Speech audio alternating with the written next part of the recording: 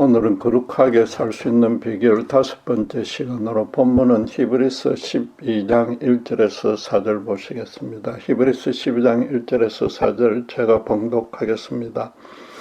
이러므로 우리에게 구름같이 둘러싼 허다한 증인들이 있으니 모든 무거운 것과 얽매이기 쉬운 죄를 벗어버리고 인내로서 우리 앞에 당한 경주를 하며 믿음의 주요 또 온전하게 하시는 이인 예수를 바라보자. 그는 그 앞에 있는 기쁨을 위하여 십자가를 참으사 부끄러움을 개의치 아니하시더니 하나님 보좌 우편에 앉으셨느니라. 너희가 피곤하여 낙심하지 않기 위하여 죄인들이 이같이 자기에게 거역한 일을 참으신 일을 생각하라. 너희가 죄와 싸우되 아직 피 흘리기까지는 대항하지 아니하고. 바울은 사도가 된 후에도 수시로 죄의 법이 자기를 묶으려 해서 곤혹스러웠습니다. 그러나 예수 그리스도 안에서 육신의 생각을 죽이고 성령의 생각을 좇음으로써 생명과 평안의 열매를 맺을 수 있었다고 고백합니다. 바울의 제자로 추측되는 이 본 히브리서의 저자도 13절 4절에 십자가의 고난을 참으신 예수 그리스도를 생각하면서 죄와 싸워서 이기라고 권합니다. 그렇다면 우리 자신에게 진지하게 한번 질문해 볼 필요가 있습니다. 죄의 유혹이 임할 때마다 그리스도를 생각하여서 이겨낸 경험이 있습니까? 또 그 전에 예수를 생각하여 죄를 이겨낸다는 뜻이 구체적으로 어떻게 하라는 것인지는 알고 계십니까? 추측하건대 아니요라는 대답이 대부분일 것입니다. 이 본문이 말하는 바와도 연결되므로 많은 신자가 신앙생활에서 무심결에 범하는 가장 기초적인 잘못 하나를 먼저 지적하려고 합니다. 성화를 포함한 모든 신앙 이슈에서 쉽게 잘 해결할 수 있는 간단하고도 구체적인 방법부터 찾으려 한다는 겁니다. 예를 들면 기도를 능숙하게 해서 응답을 잘 받는 비결이나 복음을 설득력 있게 전해서 믿음의 결단으로 인도하는 효과적인 전도 방법 등을 알아보려고 열심히 노력합니다. 그러고 싶은 심정은 충분히 이해가 되고 또 그렇게 노력해서 어느 정도 선한 결실이 나타나지만은 주의해야 될 측면도 있습니다. 특정한 방법을 따르면 반드시 특정한 결과가 나온다면 하나님은 그 방법에 묶이는 종이 되고 사실상 그 방법이 그분의 자리를 대신 차지하는 셈입니다. 간혹 그분을 찾는 목적이 오직 그 특정한 열매 하나뿐인 신자들도 꽤 있습니다. 그렇다고 결과야 어떠하든 가정만 의로우면 된다는 뜻은 아닙니다. 신자라면은 하나님이 주시려고 예비한 열매를 반드시 맛봐야 하며 그러려면은 그분의 절대적인 주권과 오묘한 섭리를 최대한으로 인정하고 수용하고 기대해야 한다는 뜻입니다. 특정한 방법 하나를 고수하겠다는 이유는 하나님의 은혜를 베푸는 방식이 복잡하거나 많으면 싫으니까 알기 쉽게 하나로 줄여주었으면 좋겠다는 뜻입니다. 자기 현실 삶의 구체적인 방법을 성경에 계시된 하나님의 진리와 비교해서 묵상하고 그분의 뜻을 알아보려는 실험을 하는 것이 귀찮다는 겁니다. 하나님이 신자에게 베푸시려는 은혜는 무궁무진한데도 그 신자로서의 특권을 스스로 최대한 줄여버리고 하나님의 권능도 최대한 축소해버리는 너무나 어리석은 짓입니다. 물론 성경이 바울을 통해서 육신의 생각을 따르지 말고 영의 생각을 따르라고 했고 오늘 히브리서는 예수님을 생각하라고 성경의 방안을 가르치기는 합니다. 그러나 누구나 쉽게 따를 수 있는 현실적인 방법이라기보다는 영적인 원리로서 제시된 겁니다. 제가 지금 거룩하게 살 수 있는 비결이라는 시리즈로 설교하면서도 실제로 구체적이고도 현실적인 방법을 다룬 적이 없는 까닭입니다. 대신에 성화에 대한 기본적인 원리를 다시 정리해보고 있는데, 성화가 무엇인지부터 정확히 알아야만 제대로 성화가 가능할 것이기 때문입니다. 신자가 되었다는 것은 예수님의 십자가 구원을 통해서 하나님과 화목함으로써 그분의 너무나 강대하고도 오묘한 은혜의 울타리 안에 들어가게 된 것입니다. 그분의 어려운 순이 신자의 존재와 삶과 일생을 한시도 떠나지 않고 처음부터 끝까지 거룩하게 붙들어 주십니다. 모든 신앙적인 이슈도 하나님과 지속적, 장기적으로 교제 동행하면서 그분만이 주실 수 있는 은혜를 찾아서 그걸 누리는 방식으로 해결해야 한다는 겁니다. 모든 신자에게 통용되고 또 신자 개인에게도 모든 시기와 여건에 일률적으로 적용되는 전자기기 작동법 같은 신앙의 매뉴얼은 없습니다. 하나님 그분이 신자 각자와 1대1로 개인적으로 친밀하게 교제하기를 원하시기 때문인 겁니다. 오늘 본문이 제시하는 주님을 생각하며 죄와 피 흘리기까지 싸우라는 이 성화의 방안도 영적인 원리라는 맥락으로 접근해야 되는 겁니다. 솔직히 자기도 모르게 전부 죄를 짓기 때문에 예수님을 생각해 볼 겨를이 사실 없지 않습니까?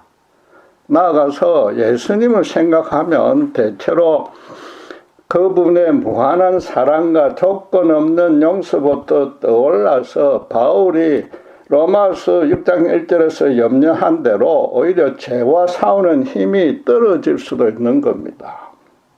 모든 성경 말씀은 문맥에서 그 뜻을 찾아야 하는데, 바로 앞 3절에 너희가 피곤하여 낙심치 않으려면이라는 말씀과 연결해서 해석해야 합니다.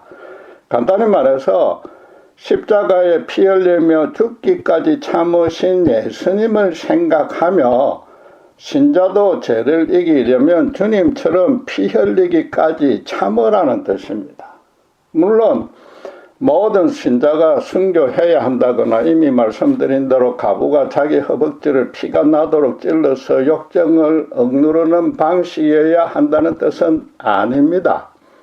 우선 피 흘리기까지라는 표현부터 성화가 장기적으로 참아내는 과정이지, 죄의 시험과 유혹이 닥치는 어떤 특정한 순간마다 자기 의지로 악을 물리치는 이례적인 노력에 그치는 게 아니라는 겁니다.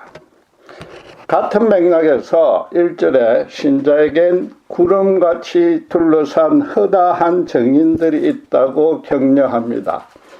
이건 바로 앞 11장에 열거한 구약의 믿음의 선진들을 말하는 건데, 끝까지 믿음으로 인내하며 생을 마감한 그들처럼 살아야 한다는 뜻입니다. 그래서 이어서 2절에도 믿음의 주요 또 온전하게 하시는 이인 예수를 바라보자라고 예수님의 삶도 본받으라고 말하는 겁니다. 요컨대 믿음으로 죄에 승리한 삶을 살았던 신앙 선배를 닮은 인생을 살아가는 것이 피 흘리기까지 죄와 싸우는 성화라는 겁니다. 구약의 허다한 증인들은 이미 11장에서 다 가르쳤으니까 본문은 예수님의 인생에 대해서 간단하게 설명합니다. 우선 주님을 믿음의 주요 또 온전하게 하시는 이라고 했는데, 이건 엄밀히 말해서 조금 부족한 번역입니다. 믿음의 주라고 하면 언뜻 예수님을 주인으로 모시고 믿음으로 경배해야 한다는 뜻으로 여겨집니다. 또 믿음을 온전하게 하시는 이라고 하니까 신자의 연약하거나 불완전한 믿음을 주님이 온전하게 해 주신다고 해석됩니다. 그러나 본문의 원어와 그 문법적 구조에 따르면은 이 주는 영어 성경이 번역한 대로 로드나 메스터가 아니고 파이오니어, 선구자라는 뜻의 파이오니어 혹은 저자라는 뜻의 author입니다. 그리고 이게 신자의 믿음이 아니라 당신의 믿음을 당신께서 완전하셨다는 뜻입니다. 그래서 표준 새번역본 성경은 믿음의 창시자요 완성자라고 번역했습니다. 그렇다고 오해는 마셔야 됩니다. 예수님은 분명히 우리 믿음의 주인으로서 우리 믿음을 온전하게 해 주시는 분임은 틀림없습니다. 이 문맥상으로 신자는 예수님의 믿음을 닮아가는 인생을 살아가라, 그런 뜻이란 말입니다. 피곤하고 낙심되어도 실망좌절하지 않기 위해서 주님의 그 온전한 믿음을 본받으라는 겁니다. 구약 선진들의 믿음도 훌륭하여서 당연히 본받아야 하나 그들은 완성된 믿음은 아니었고 주님은 100% 순전한 믿음의 창시자요 완성자라는 겁니다. 인간으로 오신 예수님의 성부 하나님에 대한 믿음은 단 한치의 하자도 없었으므로 당연히 믿음의 완성자입니다. 실제로 주님은 공사역 내내 성령님과 일체되어서 오직 성부 하나님이 시키는 일만 하셨습니다. 그런데 아브라함이 아니라 주님을 믿음의 창시자라고 지금 설명했는데 그 이유는 십자가 대속 주목음으로 인류의 죄의 문제를 근본적으로 해결하셨기 때문입니다. 나아가서 하나님이 택하신 죄인에게 내주해서 피 흘리기까지 참는 성화로 이끌어 주실 또 다른 보혜사 성령님을 보내주셨기 때문입니다. 구약의 선지는 평생을 그리스도 구원의 약속에 대한 증인으로 살았으나 주님은 그 약속을 실현해서 새로운 믿음의 시대를 열어주었습니다. 따라서 예수님의 십자가 대속 죽음의 은혜 안에 거해야 하는 신약 신자의 믿음의 창시자도 되는 겁니다.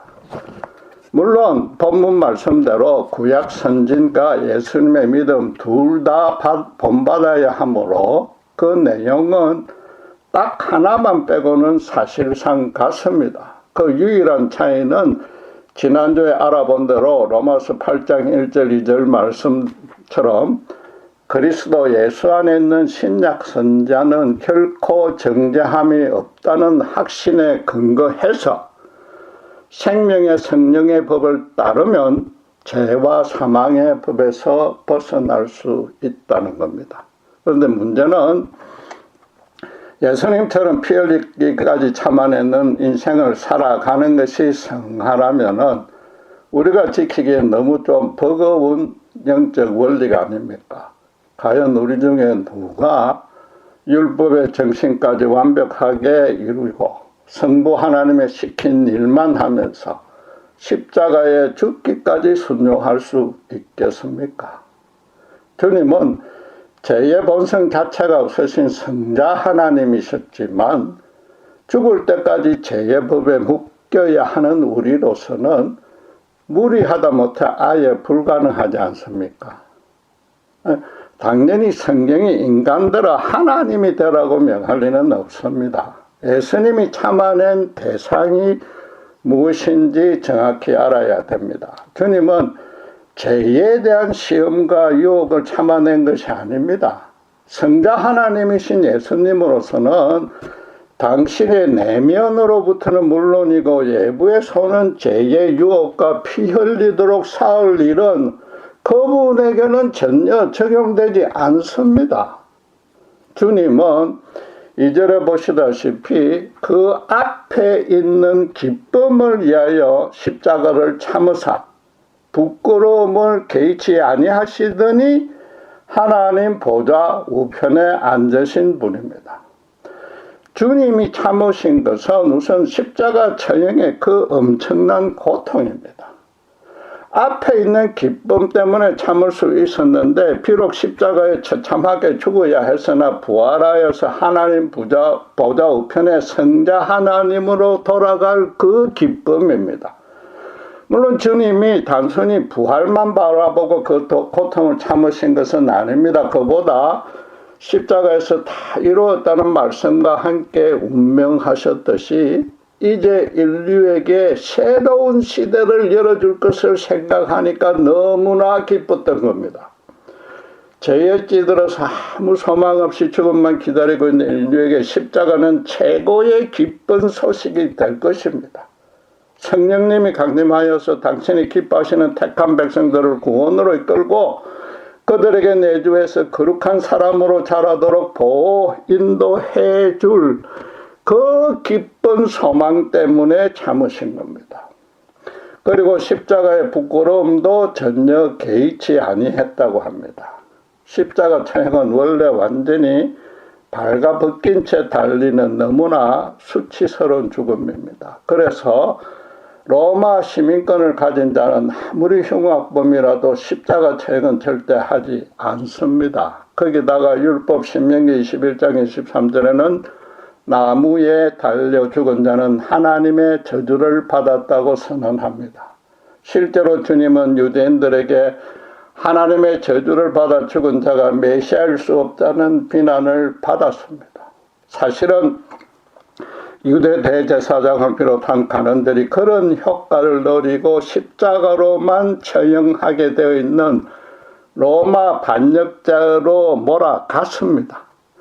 빌라도 총독도 그건 인정할 수 없는 날조된 누명이었지만 대제사장은 오히려 총독을 로마 황제에게 고소하겠다고 압박했습니다. 거기다가 주님이 다윗 왕국의 영광을 재현해달라는 요구를 들어주지 않아서 실망했고 또 죄에서 회개하라고만 선포하는 데에 분노한 그 대중들을 선동해서 기어이 나무에 매달리게 한 겁니다. 예수님으로서는 메시아로서 아니 랍비로서 아니 성인 남성으로서도 도무지 감당할 수 없는 수치스러운 죽음을 감내했습니다. 사랑하는 동족들로부터 나무에 달려 하나님의 저주를 받았으니 메시아가 될 수 없을 뿐 아니라 거룩한 성전을 헐겠다고 하는 천하의 이단 교주라는 비박만 받았습니다. 그런 수치와 모멸에 비하면 십자가 처형의 육체적 고통은 사실 별것도 아니었습니다. 그러나 주님은 기쁨으로 그 일을 감당하셨습니다. 정확히 말하면 그 모든 되어져 가는 상황을 미리 다 아시고 또 더 정확히 말하면 그렇게 되도록 모든 상황과 사건을 유도하셔서 스스로 십자가에 오르신 겁니다. 성자 하나님으로서 죄인을 구원하는 일이 가장 급선무이고 가장 기쁜 일이었기 때문입니다. 그렇지만 당신께서는 죄가 없으시나 또 죄송합니다. 완전한 인간으로 오셨기에 범사에 우리와 똑같은 감정적 반응은 생겼고 또 그래서 너무나 고통스럽고 수치스러웠을 겁니다. 십자가 처형이 어떤 줄 잘 아시니까 그 직전에 겟세마네 동산에서 땀이 핏방울로 변할 만큼 간절하고도 애통한 기도를 들어야만 했던 겁니다. 예수님이 죄인들이 당신을 거역한 일을 참으신 까닭은 바로 그 죄인들이 심판이 아니라 구원해야 될 대상이었기 때문입니다. 가룟 유다가 당신을 체포하려고 군병과 간원들을 끌고 겟세마네 동산을 덮치자 베드로가 앞서서 항거했습니다. 주님은 당장이라도 천군 천사를 동원해서 다 멸할 수 있으나 그러면 하나님의 일을 이룰 수 없다고 오히려 그를 야단쳤습니다. 현실적인 다윗 왕국의 회복으로는 인간의 문제가 절대로 해결되지 않으므로 눈에 보이지는 않아도 당신을 머리로 모시고 참 사랑으로 섬기는 영적 공동체를 세우시기 위해였습니다. 3년을 동고동락하면서 천국 복음을 가르쳤으나 당신의 제자들마저도 그때까지 하나님의 이 구원 진리를 제대로 알지 못했습니다. 그래서 최후의 만찬 때에 제자들에게 진리의 영이신 성령을 보내주셔서 죄와 의와 심판에 대해서 정확히 가르쳐 줄 것이라고 약속하셨습니다. 그래서 말하자면 이 지상에서의 구원 사역을 성령 하나님께 일임했기 때문에 아무런 말씀도 하지 않고 십자가에 기꺼이 올라가신 겁니다. 이 본 히브리서는 유대교와 로마 당국의 핍박을 견디지 못하고 기독교 신앙을 버리고 다시 유대교로 돌아가려는 히브리인 신자들을 위로 격려하려는 목적으로 제작되었습니다. 이 서신을 읽을 유대인 신자가 피 흘리기까지 싸워야 할 대상도 1차적으로 죄의 유혹이 아니라 자신의 믿음을 흔들거나 빼앗으려는 외부로부터의 이런저런 해방과 핍박인 겁니다.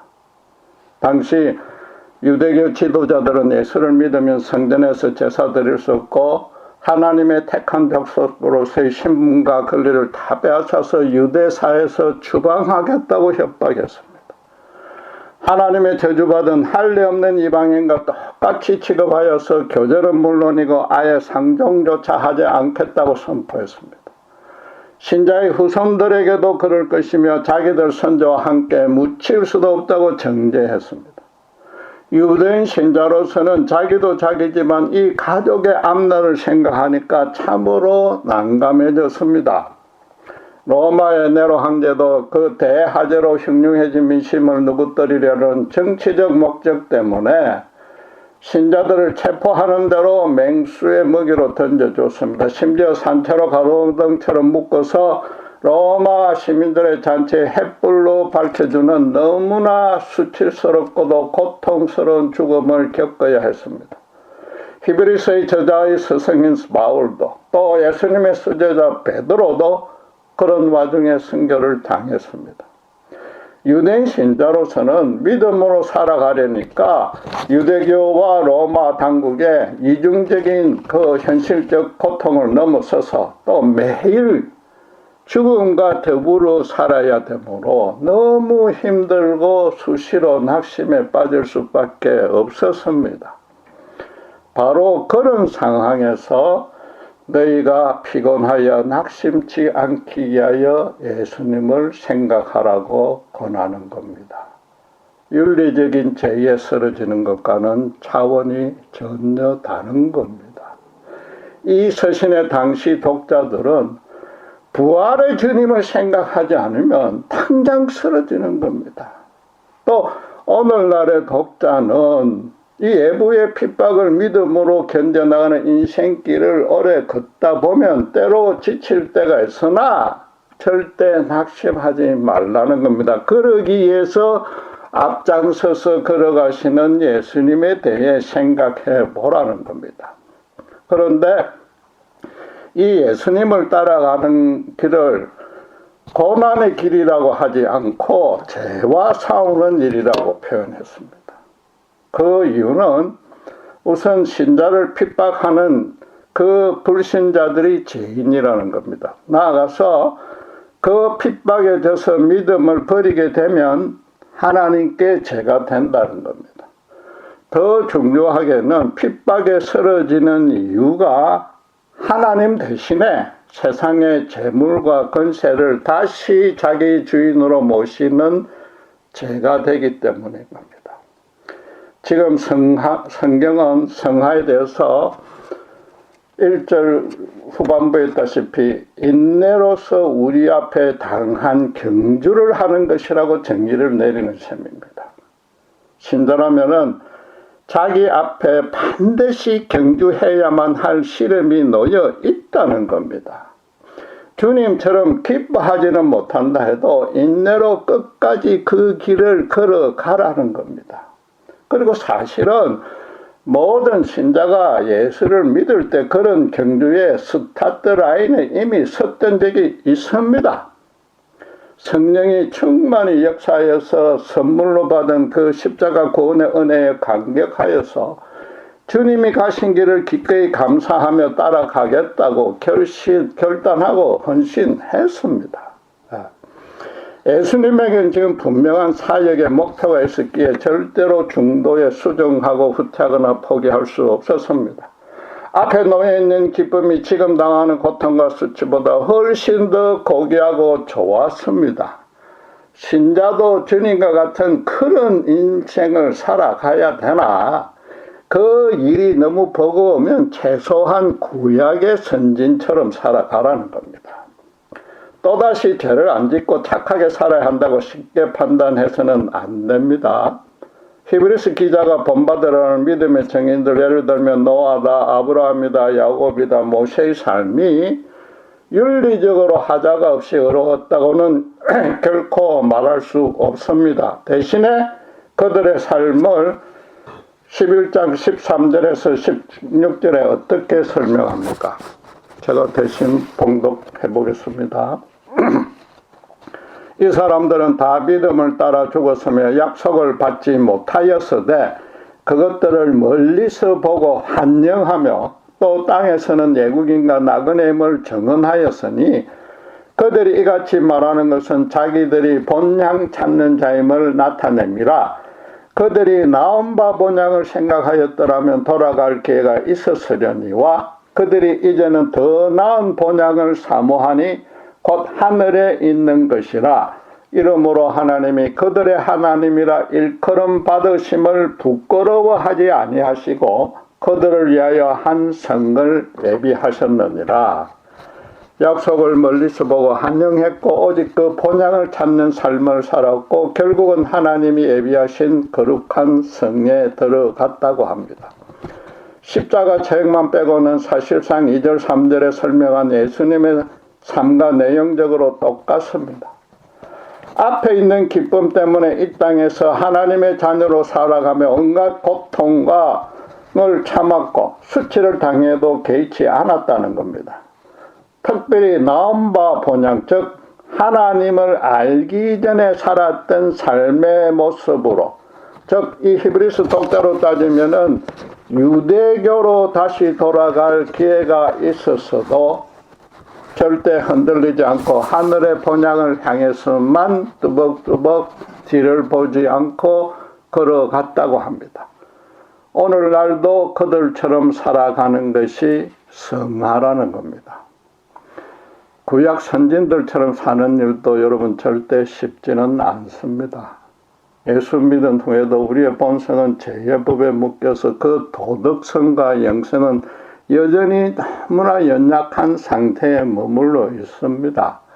그렇지만 성자 하나님이신 예수님은 몰라도 동일한 성경을 지닌 구약 선진들의 삶은 얼마든지 따라갈 수 있습니다. 앞에서 말씀드린 대로 성령으로 거듭날 때 주님을 따라가려고 자신의 인생관과 세계관과 가치관을 이미 완전히 바꾸었기 때문입니다. 이전에는 하나님을 부인 거역 대적했기에 이 땅은 물질이 전부이므로 자기 힘과 노력으로 물질적으로 최고의 풍요를 누리는 것만이 인생의 목표였습니다.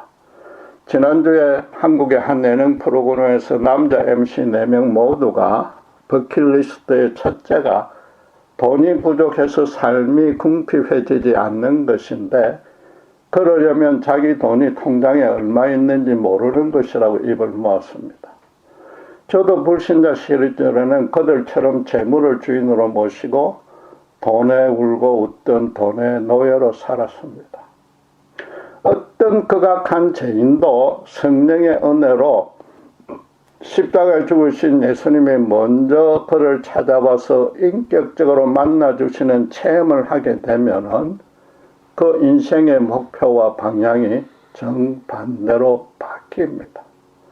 이 땅이 절대로 물질이 전부가 아니며 창조주 하나님이 지으셨고 그분이 영원토록 우주 만물과 세상 만사를 거룩하게 통치하고 계시고 특별히 당신의 택하신 자들의 인생을 거룩하게 주관하셔서 천국에서 영생의 면류관을 씌워준다는 사실을 확신하게 됩니다.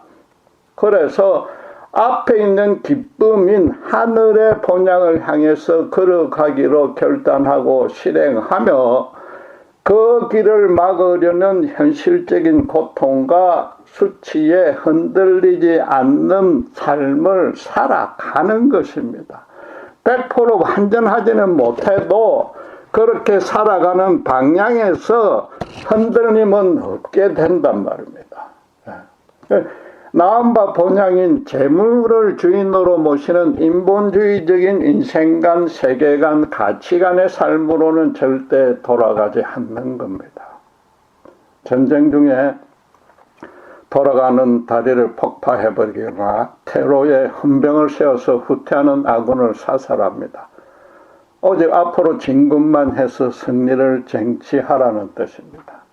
전쟁이란 특수상황에 군인이라는 신분 때문에 본의 아니게 억지 죽음을 겪습니다. 그러나 신자는 예수를 믿을 때 주저하지 않고 기꺼이 인생에 돌아가는 다리를 스스로 폭파시켰습니다. 성령의 역사에서 옛사람은 죽고 새사람으로 거듭 태어났습니다. 인생의 목적과 방향을 완전히 유탄한 것이 신자입니다. 결국 성화의 본질은 간단합니다. 예수 믿기 전에 세상에서 살았던 삶으로 돌아가지 않는 겁니다. 그것이 평생을 두고 피 흘리며 싸워야 될 싸움입니다. 계속 강조하지만 예수 믿기 전에는 방탕하게 살았고 예수 믿은 후에는 어렵게 살았으니 이전의 방탕한 삶으로 돌아가지 말라는 단순한 뜻이 아닙니다. 신자가 되면 아무래도 죄를 짓지 않으려고 노력합니다. 일반인들도 도둑질, 간음, 살인할 생각에 잠기고 그걸 쉽게 행동으로 옮기지도 않습니다. 본문은 1절에 모든 무거운 것과 얽매이기 쉬운 죄를 벗어버리고 인내로서 우리 앞에 당한 경주를 경주하라고 권합니다. 왜 모든 무거운 것과 얽매이기 쉬운 죄라고 표현했습니까? 모든 죄가 아니라 얽매이기 쉬운 죄라고 그럽니다. 신자의 신분은 하나님의 자녀로서 그 시민권은 하늘나라에 소속되어 있습니다. 인생의 궁극적인 열매도 영광스러운 부활 영생이며 영원토록 구할 것도 하늘에 마련된 아름다운 장막입니다. 그러나 그곳에 이르기 전까지 이 땅에서는 세상 안에서 현실적으로 세상의 방식대로 살아갈 수밖에 없습니다. 당시 히브리 신자도 말씀드린 대로 유대 사회 내에서 그들의 문화, 간섭, 생활 방식에 따라서 열심히 돈을 벌어가며 살아야 되는데 유대교 지도자들이 유대 사회에서 초강해서 사회적, 경제적, 정치적 모든 불이익을 줄 것이며 나아가서 유대인이라는 그 신분의 정체성마저 말살하겠다고 위협했습니다. 내로 한계도 신자는 체포해서 바로 죽음의 형벌에 처했습니다. 그러니까 믿음을 잠시 포기만 하면 고통과 수치에서 해방되고 현실적으로 다시 풍요해집니다. 그리고 그 현실의 삶이 사실상 무거운 짐이었고 잠시 믿음을 버리는 것은 너무 쉽게 넘어갈 수 있는 죄였던 겁니다. 종교의 자유가 허용된 오늘날의 세상에서는 신자가 하나님을 부인하면서 세상에 타협하여 잠시 눈을 감고 불법 부정에 가담하면 돈을 쉽게 벌 수 있습니다. 하나님의 절대적인 진리가 거부되고 절대자도 없다는 이 세상 풍조 앞에 창조주 하나님을 전가하면 고리타분한 골통 강신자라는 조롱을 당합니다. 그럼에도 그런 현실적 유혹과 불신자들의 조롱을 이미 바뀌어진 내 인생의 목표와 방향에 따라서, 즉 인생관, 가치관, 세계관에 따라서 참아내는 것이 성화인 겁니다. 여러분 지금 진지하게 자신을 되돌아 보시기 바랍니다. 예수를 믿을 때 주님의 삶을 따르기로 진심으로 이미 결단했지 않습니까? 그렇다면 성화는 시작된 겁니다. 성화가 신구약 성경의 유인들만 이룰 수 있는 막중한 가업이 결코 아닙니다. 성화에 대한 방법을 찾지 말고 성화에 대한 개념을 다시 정확히 정리하셔야 됩니다. 한마디로 현실 삶의 무게 때문에 피곤해서 지치는 것을 극복하는 일인 겁니다. 하나님이 모든 신자에게 원하시는 것은 당신의 자녀로서 그리스도 안에 거하는 것 하나뿐입니다. 넘어져도 거해란 말입니다. 평생을 두고 주님 따라가는 인생길은 좁고 협착하며 머리 둘 곳도 마땅히 없습니다. 지치고 낙심하기 쉬운 여정이라 끝까지 참는 인내가 요구되는데 그 버틸 수 있는 근거와 힘은 앞에 있는 하늘나라의 기쁨입니다. 바꿔 말해서 성화를 이루는 방안은 예수 그리스도 안에서 하나님 중심으로 완전히 바뀐 인생관과 가치관과 세계관이라는 겁니다. 그래서 이전의 삶으로 돌아가지 않는 것이 성화의 출발이자 핵심입니다. 한두 번의 윤리적 종교적 잘못으로 성화에 실패했다고 절대 낙심하지 마십시오. 그러는 것 자체가 이전의 종교관으로 돌아가는 것이라서 성화에서 오히려 가장 큰 실패입니다. 대신에 때로 세상과 타협에 넘어져도 앞에 가신 주님만 바라보고 계속 다시 일어서는 것이 성화에서 가장 큰 성공인 겁니다. 기도하겠습니다. 피 흘리기까지 끝까지 참아야 될 것은 죄의 본성 이전에 우리를 쉽게 넘어뜨리려는 현실의 무거운 짐과 잠시만 눈을 감으면 더 풍요로워질 수 있다는 그런 이전의 생각들입니다. 그것들을 끝까지 이겨내야 되나 이미 예수님을 믿을 때 우리의 사람이 죽고 새로운 인생관과 가치관과 세계관으로 바뀌었습니다.